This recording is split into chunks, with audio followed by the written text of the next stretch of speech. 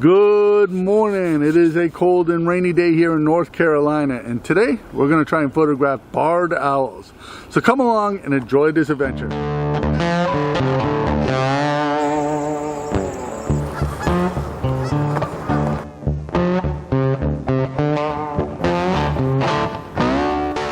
Well, I am very excited about finding this barred owl. Now, barred owls are probably the most common owl that we will find here in North America.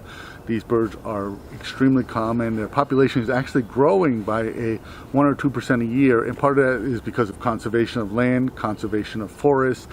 That means that these owls will have old growth forests to build territories, to raise young, and to have more owls. So this really is very fortunate for us as bird photographers. Now, the area I'm in right now here is an old growth forest, and it has three things that owls need. They need an old growth forest that's near a wetland, that is near open fields. Now, right behind me is an agricultural field. There's another agricultural field over here and another one over here. Now, the area I'm in is a relatively small forest, but obviously this owl can take advantage of it if it's set up its territory here. The other advantage that we have here is that a human walking trail has been here for years. So if the owl has set up its territory, it's comfortable with people walking through this area, which makes it easier for us to photograph this bird. Now, we still have to use a lot of precautions because most people who walk down a trail don't loiter in an area and look at the owl. They just walk through the trail, and unlike them, we're kind of loitering and kind of like looking for them and actually pointing cameras at them and take pictures. So we don't want to get too close, and we definitely don't want to disrupt this bird's breeding behavior. But because we're on this trail here, I don't think we'll have a big issue of it. Owls are nocturnal, but the barred owl is very active during daylight. I think barred owls are probably the easiest bird to photograph because they tend to roost out in the open, and because they're cavity nesters, usually there's not enough room for both owls in the cavity for them to nest. So as I said, this owl is probably with a pair. The female is probably sitting on a nest right now. So that means that the male is out hunting, and the male has to feed both the female and, if there's any chicks in the nest, the chicks too. So that means that this bird has to be a lot more active than it would be the rest of the year, which is good for us because we get to see them. Another thing that I like about barred owls is because of their very light coloration, they can be very easy to find in a very dark forest. So that's another reason why I like to take pictures of, and I just love taking pictures of owls. Owls to me have always been like a nemesis bird. I have been getting better at taking pictures of owls, but it's still very difficult for me to photograph owls. And I think it's just because of the nature of the animal. These birds tend to be nocturnal. And it's very exciting just seeing them. So what I'm going to do is I'm going to stay on this trail here, keep moving down this trail here, and see if I can find this owl again.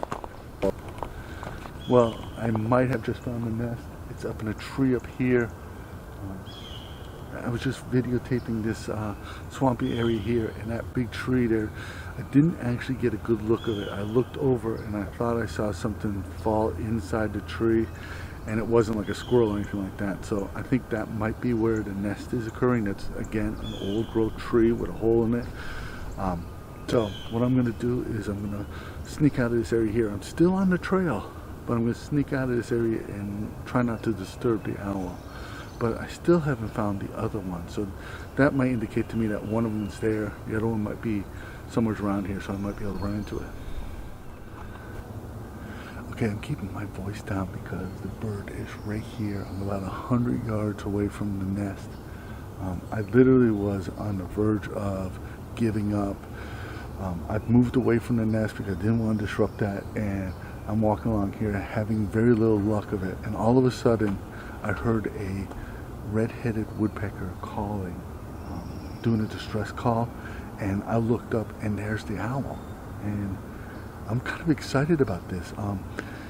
You know, normally these things don't work out like this for me. Usually it is probably an hour and a half after sunrise, and usually by this time of day that you can't find the owls. They're just not hooting, they're not moving, and it makes it very difficult to find it. And it wasn't for that red-headed woodpecker, I would not have found this owl. But still, I'm excited about seeing this bird, and here are the pictures I took of it.